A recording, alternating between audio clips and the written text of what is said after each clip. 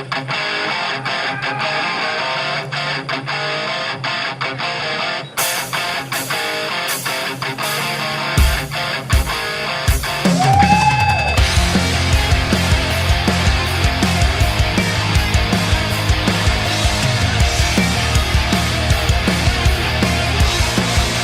are we doing here? Talking about heights?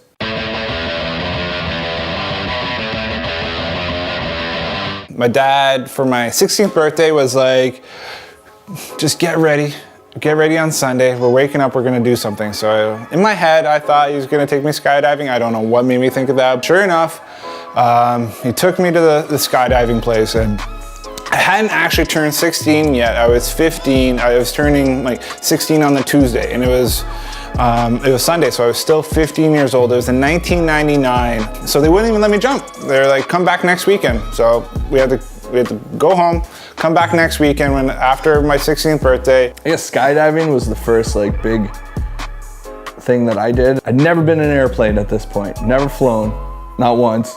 We get in this plane and it's like this little old Cessna from, I would say probably like the 50s or 60s. Like it was an older plane. I remember the flight up, like, cause I'd never been in an airplane before. I'm like, this is so cool. Like looking out the window and seeing the ground. We've never seen the ground like that before. It wasn't a familiar sight to me whatsoever. I just like remember flying around the plane, just being like, this is cool, this is very awesome. There's two types of skydiving offered at this place. There's a static line, so that means that you get to go by yourself. You don't get to go as high.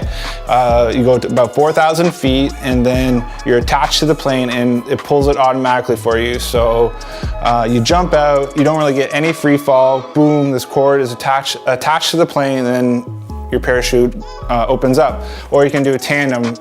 You get to go higher, usually around 12,000 feet, and that's when you go with someone who's a professional, and then you get more of a free fall. We do static line, so you have to go all day. You have to like do this day course. I think it's almost 8 hours. I was doing static line. Did the first jump school. You're learning to like arch your back. I don't even know what you did for 8 hours, but you're arching your back. That's all I really remember. Jump out of the plane, arch your back. It's like 6 or 8 hours of the whole day at this Toronto skydive place. And all I really remember is it there? Is it square? That was their thing. You have to look up and make sure that your parachute is there. And if it is there, make sure that it's not tangled, and make sure that it's square. We were like one of the last people to go in the whole day. So I remember it was my dad, me, and two Russian guys, I believe. The heaviest person had to jump first, so my dad goes first. And I was the first one to go. You were the heaviest. I was the heaviest.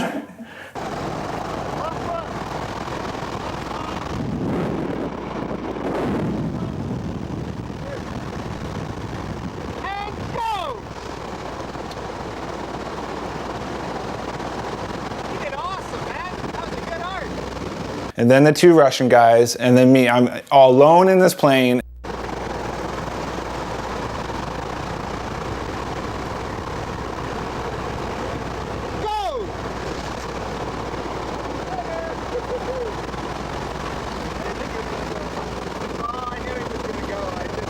And then the guy was like, okay, it's your turn to jump.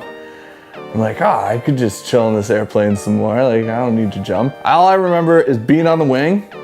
And then a couple seconds later, I look up, it's there, but it is not square. It's like a triangle, and my cables are all messed up. So I go to kick out, but I kicked the wrong way, and I tangle it some more, and it's starting to speed me up, and I can hear Buddy in the walkie-talkie, no, kick the other way, hurry up, kick the other way. He's like freaking out at me, right? I'm surprisingly calm at this point.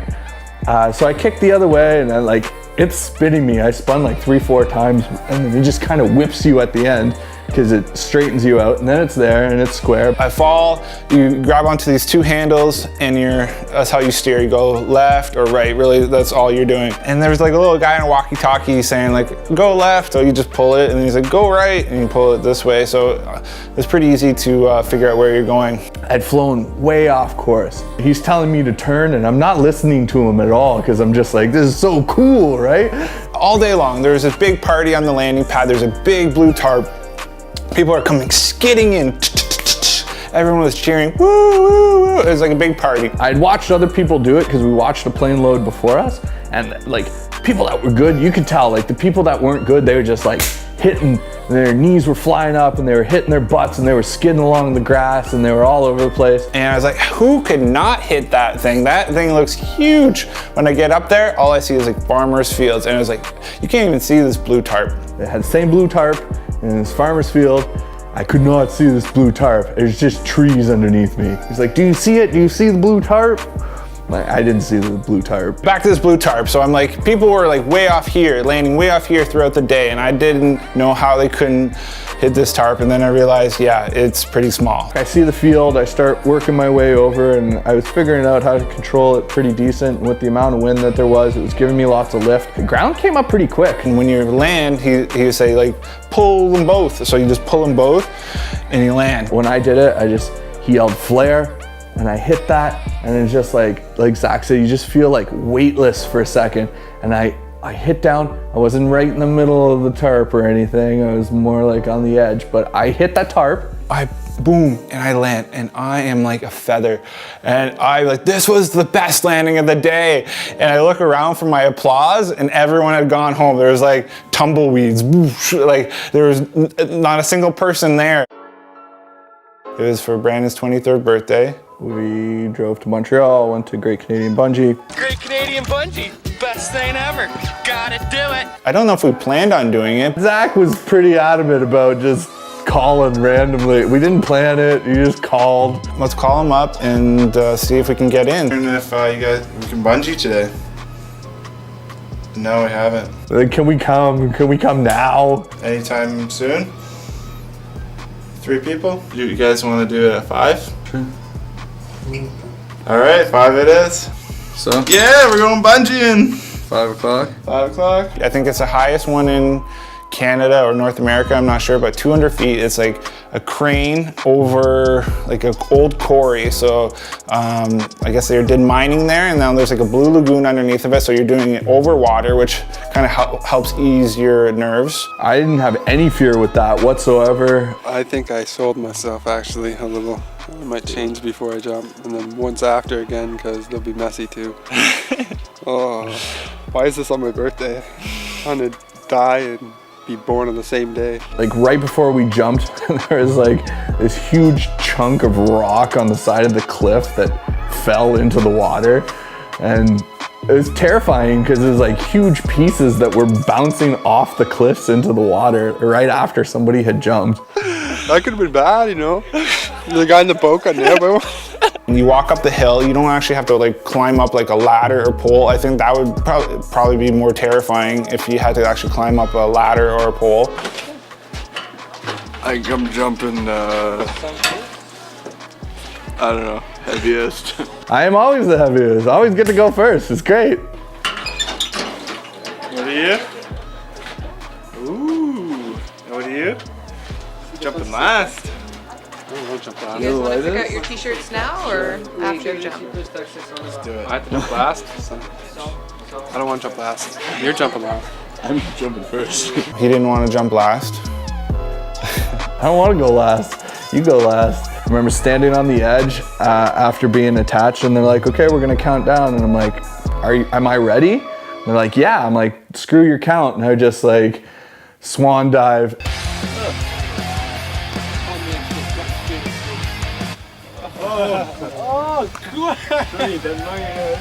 I asked them to make it so I could touch the water, and I missed it by like that much. The dive down was fantastic. As soon as you come back up, you don't feel the bungee attached to you anymore, and I had like a second of like, oh, game undone, I'm gonna die. I just remember, yeah, you go to the edge and you gotta have complete faith in this cord and just jumping, letting go. I just remember that rush was probably, that was the coolest feeling I've ever experienced. It was just, it felt so good. Brandon jumped, and he didn't tip forward, he just jumped straight down and was like, but he was attached by his ankle, so it was really bad. It just like pendulum whipped him so hard when he got to the bottom. Look at him.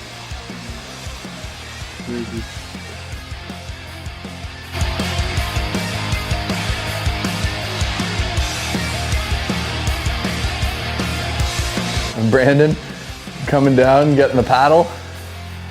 The boat was there and he's bouncing up and down and he's just like reaching for anything in the boat that he can grab onto, and he grabs the paddle and goes back up, and the guy had to like grab the paddle so he didn't lose it. And I thought it was going right down. You dropped crazy. The next day he showed me his ankles, and from where he had whipped, because it was coming, the harness came up on him a bit and then was pulled down. Looked like somebody had just like rug burn gauntleted his legs. Like Jump, and I'm just like, man, there's nothing holding me. I was like, ow! And I hit the bottom, like, this hurts my ankles. Oh yeah! Did you still have fun? I mean, it was painful, but I wanted to do the tandem skydive because you get to go higher, you get to go to about 12,000 feet. Maybe some places are different, but this was offering 12,000 feet. I tried to do the same thing that my dad did. I tried to do that for Brandon, so I said, get up, it's your birthday. Get up, we're going somewhere. I get in the car and we drive there, and we actually drove by the entrance. Like there's a sign and then the road, and I drove by accident because I didn't see it coming. And then I backed up, and then Brandon goes, we're not going there, are we? He's like, I don't want to do this. I don't want to do this. I'm like, you've been bungee jumping. Let's go. Like, he's like, I don't want to do it. I'm like, okay, sit through the little instructional video. The further in the process we went, I figured like he would feel like obligated to do it. But he sat through the video. He's like, no, I'm not doing it. And I'm like, come on, just sign the waiver. He's like, I'm not signing the waiver. And I'm like, there's nothing I could say or do to talk him into it, which is fine. I went skydiving when I was 17. It wasn't my birthday or anything. It was the summer after I graduated from high school. I don't even remember. I think I was pretty anxious the whole way there, through the training videos, through signing the papers, through everything. I think I was pretty anxious. But after we got all suited up and everything, we met it was tandem too, so it was 12,000 feet. We met people who we were going with. So you got one tandem guy, one guy videotaping you. My friend, he got the two guys named Brad. And they were like these gnarly guys who were like, yo, let's go guys. And they were like those like California kind of style guys, like, you know. And then my guys was a female and a male, and I was strapped to this guy, he's like Eastern European. He's like, let's go. He could barely speak English. I was so jealous of the Brads. They were so cool. And then we got on the plane, then I'm pretty sure the whole way up, I don't know how long it took, but I was pretty scared. But my friend went first. And we went up together, it was just the two groups, me and my friend. And there's the shimmy to get to the door. Then you start hearing the wind. And I'm like, oh no. So I just remember looking down like, this is crazy. Then he grabbed my head, pulled it against his shoulder. But all of a sudden, I don't really remember much of the fall except that I had a hard time breathing. It wasn't painful or anything, but I was like the wind was going up my nose. He pulled my head up to say hi to the camera because the other jumper was videotaping me. Then I started waving the camera, then we started spinning a bit. Like, then and I didn't realize what to do. Then he's trying to grab my arms. I'm trying to fight him. He was like, I'm fighting him, like, "Ugh." Then eventually I realized what he's doing. He's trying to control our arms from, like, so we're not moving so much in the air. And I couldn't wait till it was over, but then he pulled the chute. I walk out and they paired me with the shortest guy, and I'm pretty tall, I'm 6'3". I'm like, how am I gonna, what's going on here? Do I wear him as a backpack? Do I carry him over to the plane? He got in first, and then I little spooned him. So I like nuzzled up into him, and then someone else nuzzled up into me, and then it was like, and then he strapped on. You're just trusting him. You feel him strapping up back there, and you're just trusting him that he's doing it properly. Everyone goes, boom, boom, boom. I get out to the window. It felt like World War II. Like it was just an open door. You look out. I didn't have a single fear in my body. I don't know what happened, but I was just like, let's go. When I was free falling, all the pressure was just killing me. It was like driving a knife through my head. I'm rushing towards this cloud, and he's like, are you having a good time? And I said, no, I'm not. This is painful. I had the goggles on, and they're just filled with my tears, just rolling around in these goggles. Yeah, then we land safely. Everything was all right, but he said, yeah, did you have a good time? I said, no, I didn't. Even though I've done this stuff, I'm still afraid of some things, and that's okay. I mean, everyone has their comfort zone, and you don't want to go too far, but you still want to push it a little bit, so.